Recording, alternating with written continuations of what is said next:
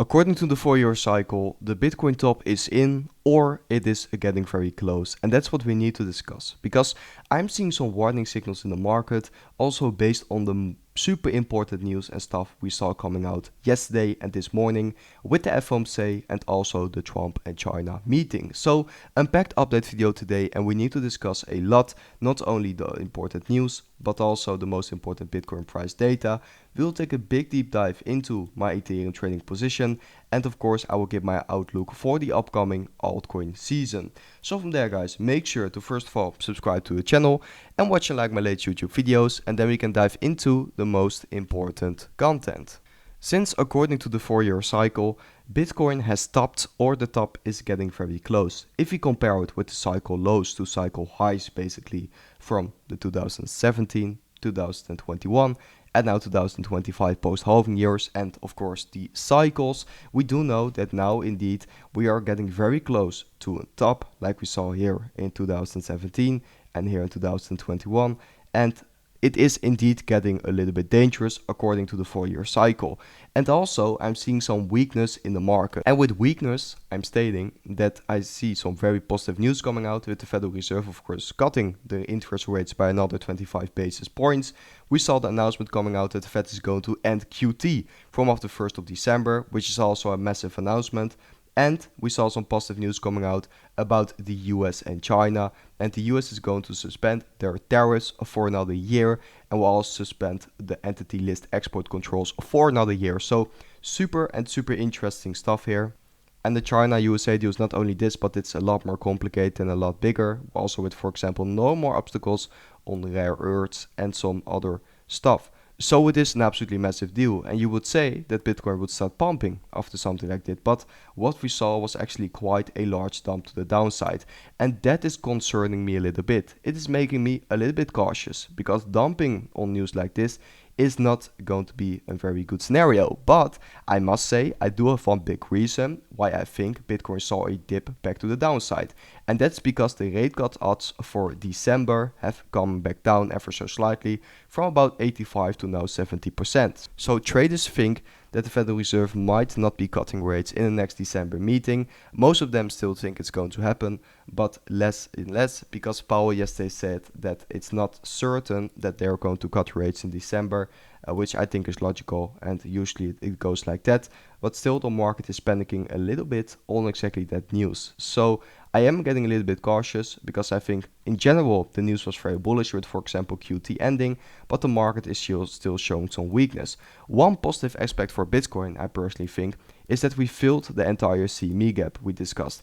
And this is of course going to be bullish, because now we can be moving back to the upside without this full CME gap under us. It's completely filled, and now we are also seeing somewhat of the beginning of the bounce. So very good to see the CME gap getting filled.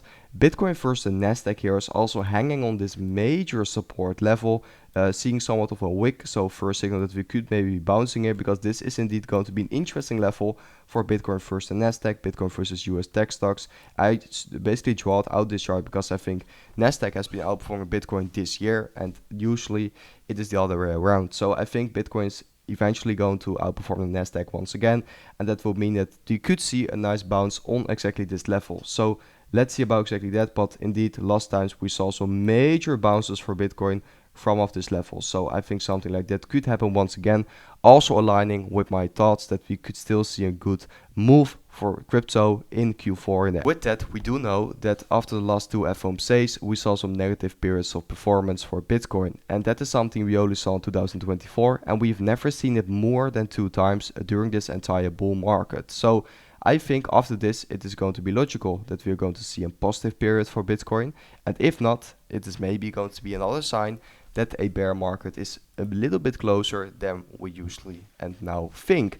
Bitcoin here on the short term, we have one big important resistance level. We need to break this level towards new all-time highs. I personally think, look what happens when Bitcoin gets rejected like it does now with this resistance level. It always sees quite some big drops after getting rejected here back to the downside. So that is indeed what's happening now. Once again, we're starting to bounce.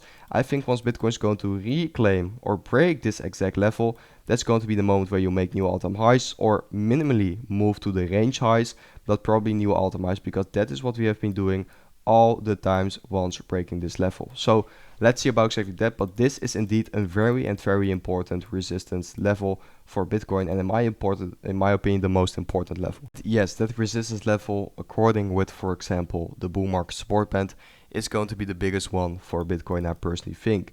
Bitcoin is now still holding above the bull market support band, which is looking very good in my opinion. I hope Bitcoin can be holding above here, because otherwise we might see a drop back to the 50 weekly moving average. And from up this level, you guys do know by now that I think once Bitcoin is going to break this level, indeed a bear market is going to get started. Just like we saw in 2021, where also once Bitcoin did break below the 50 weekly, we saw a major bear market getting started. So that is what I'm currently looking at for Bitcoin, and you could see a retest like we have seen a few times before this bull market, but that is going to be the level to bounce. Otherwise we are going to be in big danger. But for now we are holding above the bull market support band, or in the bull market support band, which is looking good. And guys, if you do want more updates in real time about my analysis, about my research, and a lot of other stuff, of course my trades, make sure to come over to the private Telegram group. You can find it here with the link in the description on this update video, and there you can join the group with not only me, but also Crypto Rover and 5 professional other traders. I think it's of massive value, so come and check it out if you do want to do so. Of course, in no way financial advice, and I'm also sharing updates on my trading position here, for example. But for now, I will also do an update now, of course, because I'm still in the same position. I did not do anything. I'm still patiently waiting. Like most people know, we have been slowly DCAing in, and I will stay doing so. If Ethereum is going to drop a little bit lower, which I could see happening with, for example, Bitcoin retesting the 50 weekly moving average here, in that case I still have my limit orders open, and those will be getting filled. If Ethereum is going to be moving higher, I will also be adding more. I want a bigger Ethereum position, because I truly believe here in the ending stage that Ethereum is going to perform quite well, and of course that means that my trade is also going to do very good. But now I also do want to discuss some Ethereum in a little bit more depth, because what I want to talk about is the Ethereum seasonality. If you look at 2023 and 2024, this is about to be the moment where Ethereum sees the most exponential gains. It's not always going to be exactly the same time, but the last years of this bull market do show us that Q4 and most definitely the last 2 months basically are the most bullish periods for Ethereum. So let's see about exactly that, but this is, for example, why I still believe in my Ethereum trading position and why I think it will be performing quite well in the ending stage of the cycle.